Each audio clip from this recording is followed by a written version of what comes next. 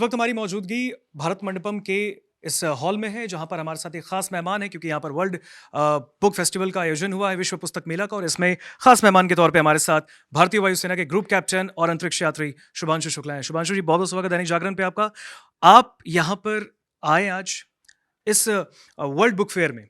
बच्चों को आपने देखा, हर एक एज वर्ग को आपने देखा, लेकिन पहला सवाल आपसे ये है कि आजकल बच्चे किताबों से छूटते जा रहे हैं, फोन पकड़ रहे हैं।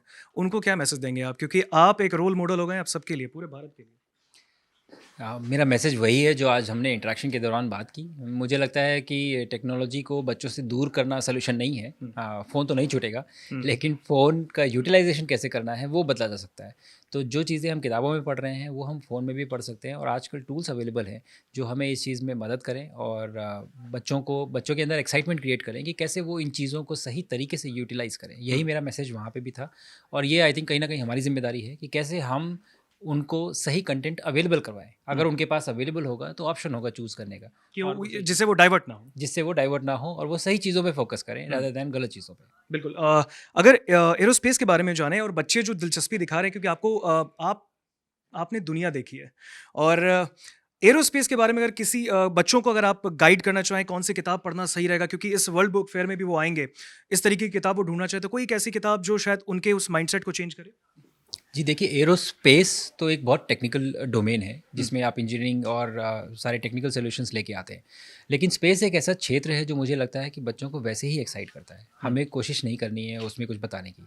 होता क्या है कि हम बहुत थियोरेटिकल तरीके से पढ़ते हैं। जैसे आज आपने देखा होगा मेरे प्रेजेंटेशन के हम्म, दौरान सेम फिजिक्स जो हम किताबों में पढ़ते हैं हम्म, वो मैं उनको दिखा पाया कि स्पेस जी में होती कैसे है। जी। और जैसे ही उन्होंने वो देखा, उनका एक एक्साइटमेंट लेवल, उनका एक जो क्यूरियोसिटी थी वो एक अलग लेवल पे पहुंच गई। बिल्कुल। तो यही एक गैप हमें ब्रिज करना है कि हम्म, हमें उसी चीज़ को बस अपनी जो रियल लाइफ में जो चीज़ें होती हैं उनसे कनेक्ट करना है, ताकि वो समझें कि जो हम्म, हम पढ़ रहे हैं वो हम्म, एक्चुअली दुनिया में हो रहा है। हम्म। आई थिंक ये कनेक्ट करने की जिम्मेदारी हमारी है, और बच्चे they are always excited about space. That is आपने व्हाट मेक्स मी आपने दैट। आपने एक लास्ट सवाल आपसे है। आपने देखा, आपसे बच्चे लगातार पूछ रहे थे प्रॉब्लम्स। सर प्रॉब्लम है, ये प्रॉब्लम, वो प्रॉब्लम, ऐसी प्रॉब्लम। आपने उनको कहा कि भाई प्रॉब्लम के पीछे क्यों भाग रहे हो, सोल्यूशन ढूंढो ना।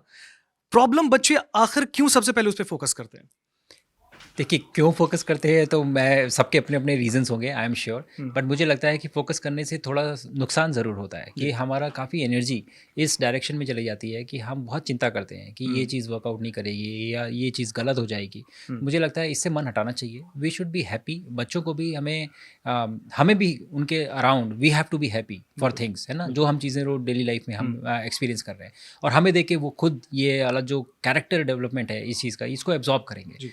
And they will be excited for what they are doing, they will be happy doing what they are hmm, doing. हम रिजल्ट्स की बहुत चिंता करते हैं, उसकी वजह से शायद हम प्रॉब्लम्स के पीछे भागते हैं। हम्म। मुझे लगता है कि हम अगर रिजल्ट्स को छोड़ दें और हम केवल उस प्रोसेस पे उस रहे। प्रोसेस को एंजॉय करें, बिल्कुल। I think it will be a very good solution for our kids in the future. Thank you so much. Thank हमारे साथ शुभांशु शुक्ला जी थे, और ग्रुप कैप्टन है, इंडियन एयरफोर्स के अंतरिक्ष यात्री भी हैं। और जिस तरीके से उन्होंने बच्चों को, खास करके यूथ को, एक मैसेज दिया है, वो समझना बहुत ज़रूरी है। बहरहाल, आपको इस पूरे इंटरव्यू को कैसा लगा, कमेंट सेक्शन में हमें बताइए। जी, होता क्या है कि हम जब पढ़ते हैं अपने क्लासरूम में तो थ्योरेटिकल नॉलेज होती है बहुत ज़्यादा। तो स्पेस में क्या है कि सबका मानना है कि ग्रेविटी नहीं होती है, जबकि ऐसा नहीं है। ग्रेविटी होती है क्योंकि हम अर्थ के बहुत पास में हैं। बट चूँकि हम अर्थ के चारों तरफ we are in a free fall, हम गिर रहे हैं लगातार, इसकी वजह से हमें ग्रेविटी महसूस नहीं होती। इसी वजह से आप एस्ट्रोनॉट्स को देखते हैं कि वो फ्लोट करते हैं अंतरिक्ष में। तो ये छोटी-छोटी चीज़ें हैं, नुआंसेस हैं। जब हम किताबी नॉलेज को, बुकिश नॉलेज को जब हम प्रैक्टिकल एक्सपीरियंस से कनेक्ट करते हैं, तब ये गैप ब्रिज होते हैं। और यही हमारी कोशिश है कि हम इसको ब्रिज करके बच्चों के कॉन्सेप्ट्स एकदम एब्सोल्युटली क्लियर कर सकें। Thank sir, you. आपका अगला प्रोजेक्ट कौन-सा है जिस पे अभी आपने चर्चा भी की कि बहुत जल्द नेक्स्ट शो लॉन्च भी होगा? जी, हमारे देश के लिए अभी ह्यूमन स्पेस मिशन का प्रोग्राम जो लॉन्च हुआ है, उसमें पहला मिशन गगनयान है, जिसमें हम अंतरिक्ष में एस्ट्रोनॉट्स को भेजेंगे और रिकवर करेंगे। उसके बाद भारतीय अंतरिक्ष स्टेशन है, जो हमारा खुद का स्पेस स्टेशन होगा, और इवेंचुअली जो है वो landing on moon by an Indian by 2040। ये सब भारत की स्पेस पॉलिसी में निर्धारित है ऑलरेडी, और इन्हीं मिशंस पे काम हो रहा है। और मैं भी देखना चाहूँगा जल्दी से जल्दी कि ये सारे मिशन सक्सेसफुली एकम्प्लिश हों और हम ज़्यादा से ज़्यादा लोगों को इंडिया से स्पेस में भेज सकें। जी, सर मेरा एक सवाल और सर आपने कहा था कि स्पेस में लंबाई बढ़ जाती है, सर हाइट को लेकर कहा था, बड़ा दिलचस्प था सर इसको क्लियर कर दीजिए। क्योंकि हम स्पेस में जब जाते हैं तो माइक्रो ग्रेविटी का फोर्स नहीं होता, तो आपकी स्पाइन जो है वो डिकम्प्रेस होती है। तो उसकी वजह से एस्ट्रोनॉट्स की लंबाई बढ़ जाती है जब तक आप स्पेस में रहते हैं। लेकिन होता क्या है जब आप वापस धरती पे आते हैं तो ग्रेविटी वापस से एक्ट करने लगती है और आप वापस अपनी ओरिजिनल हाइट पे आ जाते हैं।